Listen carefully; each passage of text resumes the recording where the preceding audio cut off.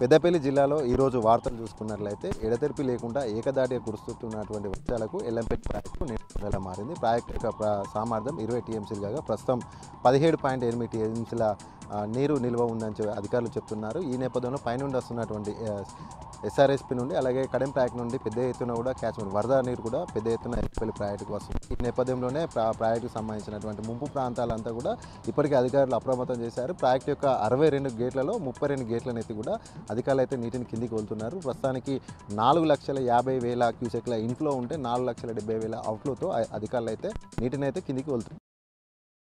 మరో వార్త చూసుకున్నట్లయితే ఎడతెరిపి లేకుండా కురుస్తున్నటువంటి వర్షాలకు సింగరేణిలో బొగ్గు ఉత్పత్తికి అయితే అంతరాయం ఏర్పడింది. గత 4 రోజుల నుండి కురుస్తున్నటువంటి నుండి కూడా ఉపరితల బొగ్గు గనులు అంటే ఓపెన్ కాస్ట్ మైన్లలో రామగుండం రీజియన్లో ఉన్నటువంటి 4 ఓపెన్ కాస్ట్ మైనింగ్లు అంటే OCP2, OCP3, OCP5 4 ఉపరితల బొగ్గు గనుల్లో కూడా 4 రోజుల నుండి కూడా బొగ్గు ఉత్పత్తికి అయితే ఆటంకం కలిగింది. ప్రతిరోజు కూడా 50,000 టన్నుల బొగ్గు ఉత్పత్తికి అయితే అంతరాయం ఏర్పడింది. పూర్తిగా కూడా ఓపెన్ కాస్ట్లు అంతా కూడా పూర్తిగా నీరు నిలిచిపోవడంతో బురదమయంగా మారాయి.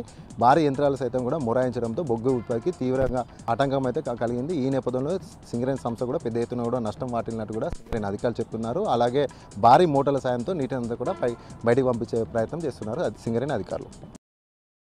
మరో వార్త చూసుకున్నట్లయితే ఏదైతే సోషల్ వెల్ఫేర్లో పనిచేస్తున్నటువంటి పార్ట్ టైం టీచర్లందరినీ కూడా రాత్రికే ప్రభుత్వం తొలగించడం పట్ల వారంతా కూడా ఆందోళన వ్యక్తం చేస్తున్నారు. పెద్దపల్లి జిల్లాలో ఉన్నటువంటి 300 మంది పార్ట్ టైం టీచర్లంతా కూడా వారు ఆందోళన చేపట్టడం జరిగింది. పెద్దపల్లి బస్టాండ్ చౌరస్తా వద్ద గల అంబేద్కర్ స్టాచ్యూకు వారు వినతిపత్రం ఇచ్చారు. అనంతరం కలెక్టర్ శ్రీహర్ష గారికి కూడా వినతిపత్రం ఇచ్చారు. బీఆర్ఎస్ ప్రభుత్వంలో మమ్మల్ని ఎప్పుడు కూడా ఎలాంటి ఇబ్బందులు గురి చేయలేదు, కానీ కాంగ్రెస్ ప్రభుత్వం వచ్చిన తర్వాత ఇలా రాత్రే మాకు చేయకుండా కూడా ఇలా తొలగించడం పట్ల వారంతా కూడా ఆవేదన వ్యక్తం చేస్తున్నారు. అలాగే ఇప్పటికే అకాడమిక్ ఇయర్ కూడా స్టార్ట్ అయింది. మేము వేరే ఇతర ప్రైవేట్ పాఠశాలలు కూడా చెప్పలేని పరిస్థితి కాబట్టి ఖచ్చితంగా ప్రభుత్వం మరొకసారి పునరాలోచన చేసి కూడా మమ్మల్ని వెంటనే విధిలోకి తీసుకోవాలంటూ కూడా వారు డిమాండ్ చేస్తున్నారు.